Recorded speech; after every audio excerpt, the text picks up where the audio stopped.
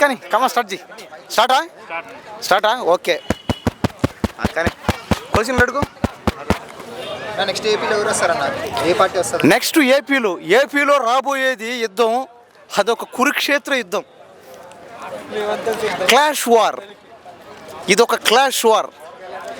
పేదవాడు ఒకవైపున, పెత్తందారుడు మరోవైపున జరగబోయే యుద్ధం.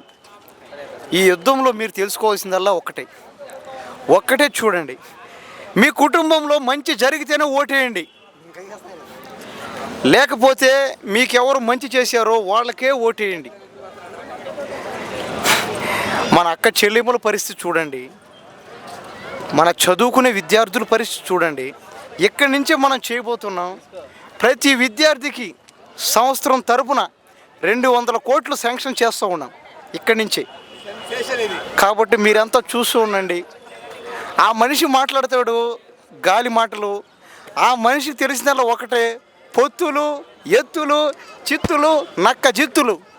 కాబట్టి మీరే తెలుసుకోండి, ఏ పార్టీకి ఓటేయాలో చూడండి. మీరందరూ చట్టలు మడతేయండి. ఈ 70 రోజులు మీరు నాతో పాటు నడవండి.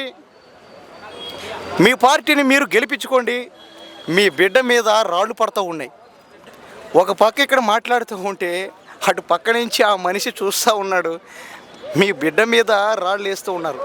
వాళ్ళు ఎంతమంది ఏమనుకున్నా నా వెంట్రుకతో సమానం, నా కింద పైన ఉన్న వెంట్రుకలతో సమానం. వాళ్ళు ఎంతమంది మాట్లాడినా ఇంక నుంచి మీరంతా తెలుసుకోవాల్సిందల్లా ఒక్కటే, మీ కుటుంబంలో మంచి జరిగితేనే ఓటేయండి, లేదంటే మీకు ఎవరు మంచి చేస్తారో వాళ్ళకే ఓటేయండి.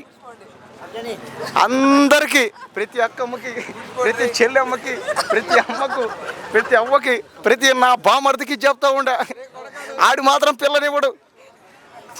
అదేవిధంగా మన దేశంలో కులపిచ్చిరు, మన ఆంధ్రప్రదేశ్లో కులపిచ్చి ఎక్కువైపోయింది. రోజు రోజుకి ఇది ఎక్కువైపోవాలి. నరుక్కొని చచ్చిపోండి, ఏమన్నా చేసుకోండి, మీరు కొట్టుకొని చావండి. అదేవిధంగా ప్రతి అక్కకి, ప్రతి చెల్లెమ్మకి చెప్తా ఉండ, అందరూ ప్రేమించండి, ప్రేమించి పెళ్ళిళ్ళు చేసుకోండి, పక్క స్టేట్లో చేసుకోండి, మైకులు తీయండి. దయచేసి నేను మాట్లాడేటప్పుడు నా వాయిస్ తీసుకోండి. నాకు తెలుసు మీరంతా ఎందుకు తీరు, ఎందుకంటే నేను మాట్లాడేది అందరూ కోపం. మీరే ఆలోచించండి, మీరే అందరిని ప్రేమించండి. తీసుకోండి.